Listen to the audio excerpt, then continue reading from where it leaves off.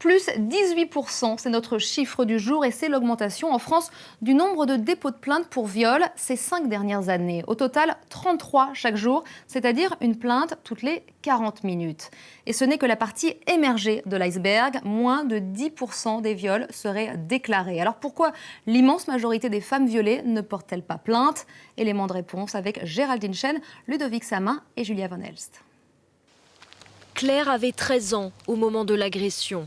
En Hongrie, lors d'un voyage scolaire, elle a subi un viol. Ensuite, elle a gardé le silence. Je l'ai totalement enfoui et totalement rangé dans une case de mon cerveau en pensant que, avec les années, de toute façon, je finirais bien par oublier puisqu'on finit toujours par oublier des choses. Sauf qu'en fait, vous l'oubliez absolument jamais. Mineure au moment des faits, Claire n'avait pas porté plainte.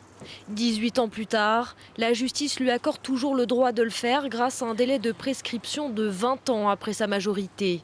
Claire a beaucoup hésité, mais finalement, elle ne se rendra pas au poste de police. C'est parole contre un homme qui habite à 2000 km de chez moi. Et moi, je sais que je n'ai pas l'énergie de m'engouffrer là-dedans et d'avoir à prouver, ce qui est quand même dur, que oui, j'ai bien été victime. Claire a réussi à se reconstruire en s'engageant dans l'association Oser le féminisme. Et aujourd'hui, paradoxalement, elle pousse les autres femmes victimes de viol à porter plainte, car elles sont toujours une écrasante majorité à ne pas le faire. Il y a tellement de victimes de viol qui ne se font pas connaître, qu'il vaut mieux, d'un point de vue statistique en tout cas, mettre en avant les 90% de victimes qui ne déposent pas plainte. Alors pourquoi les victimes sont-elles si nombreuses à ne pas saisir la justice ? Les associations qui les écoutent et les accompagnent évoquent un fort sentiment de culpabilité. Quand ça leur arrive, elles se sentent tout de suite, elles n'osent pas, elles ont honte. C'est cette honte qu'il faut qu'elles arrivent à combattre, oui.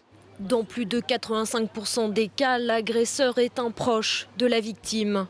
Cette proximité émotionnelle la retient souvent de porter plainte.